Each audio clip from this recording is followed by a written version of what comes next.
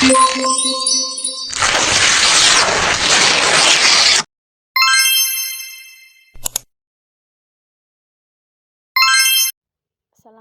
warahmatullahi wabarakatuh. Perkenalkan, nama saya Selina Ningsi dengan NIM B1B1222046.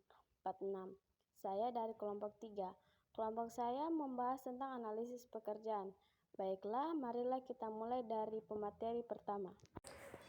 Baik, saya akan memaparkan materi PPT dari kelompok kami, yaitu dengan judul analisis pekerjaan. Analisis pekerjaan disebut dengan istilah job analysis. Dalam bahasa Indonesia, diterjemahkan langsung menjadi analisis pekerjaan.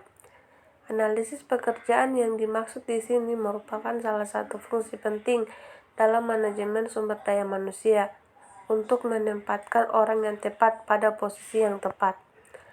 Selanjutnya ada tujuan analisis pekerjaan. Yang pertama itu menentukan kemampuan dan keahlian unit yang dibutuhkan di setiap posisi dalam perusahaan. Yang kedua, menentukan karyawan seperti apa yang dibutuhkan untuk melakukan suatu pekerjaan, tugas dan tanggung jawab dalam melakukan pekerjaan sesuai dengan yang diinginkan oleh manajemen perusahaan. Baik, selanjutnya adalah tujuan dilakukannya analisis jabatan. Yang pertama adalah rekrutmen dan seleksi atau recruitment and selection. Kedua, menilai kinerja karyawan atau performance analysis. Ketiga, pelatihan dan pengembangan atau training and development. Dan yang keempat adalah manajemen kompensasi, management compensation. Kemudian selanjutnya adalah manfaat analisis pekerjaan. Manfaat analisis pekerjaan adalah memberikan informasi tentang aktivitas pekerjaan, standar pekerjaan, konteks pekerjaan, persyaratan personalia, dan perilaku manusia serta alat yang digunakan. Baik, selanjutnya, langkah-langkah mengadakan analisis pekerjaan. Yang pertama yaitu menentukan penggunaan hasil informasi dan hasil analisis pekerjaan. Yang kedua, mengumpulkan informasi tentang latar belakang seperti bagian organisasi, bagian proses, dan uraian pekerjaan. Yang ketiga, seleksi wakil, jabatan yang akan dianalisis.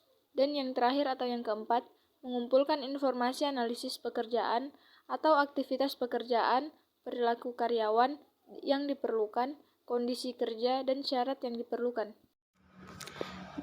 Selanjutnya yaitu langkah-langkah mengadakan analisis pekerjaan.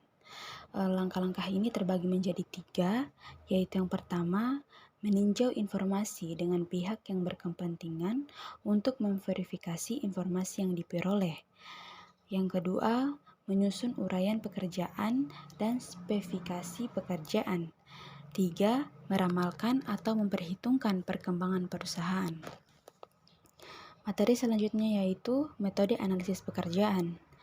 Desaler tahun 2013 menyatakan bahwa terdapat 4 metode dalam mengumpulkan informasi analisis jabatan, yaitu yang pertama, wawancara, kedua, kuesioner, ketiga, observasi, dan keempat, buku harian. Selanjutnya, perancangan pekerjaan.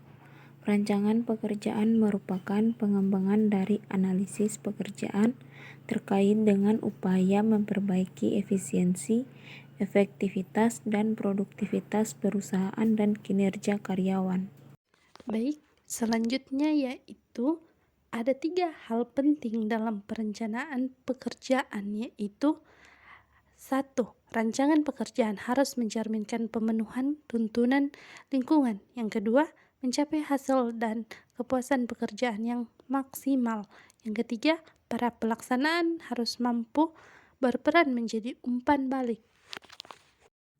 Baik, selanjutnya yaitu perancangan pekerjaan. Adapun 3 faktor yang mempengaruhi perancangan pekerjaan. Pertama, faktor organisasi. Untuk menjadi organisasi yang sehat, maka harus jelas mau dibawa kemana arah organisasi berjalan. Dengan melakukan analisis terlebih dahulu, lalu menentukan keputusan kira-kira hal apa yang harus dibenahi. Kedua, faktor lingkungan.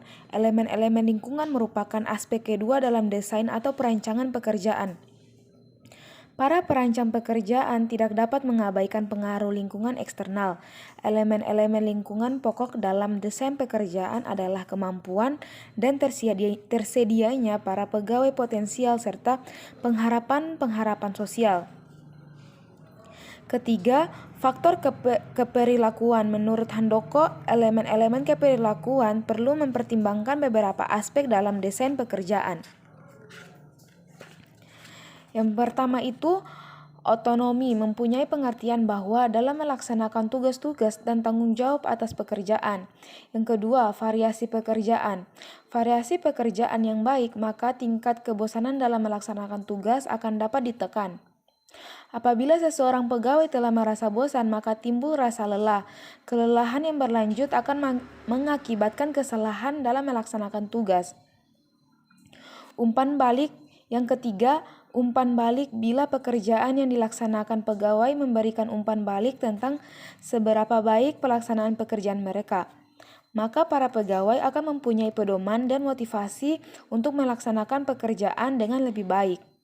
Baiklah, selanjutnya kita akan membahas sedikit tentang jurnal internasional yang bersangkutan dengan analisis pekerjaan, yaitu Training and Employment Performance in Company, yaitu berfokus pada pengetahuan dan keterampilan pekerja yang diperoleh melalui pelatihan telah menjadi penting dalam menghadapi perubahan teknologi, produk, dan sistem yang semakin cepat. Baik, selanjutnya kita akan membahas tujuan dari penelitian Analysis of the Relationship Between Training and Employee Performance in a Company. Tujuan penelitian ini adalah untuk menganalisis hubungan antara pelatihan dan kinerja karyawan di sebuah perusahaan.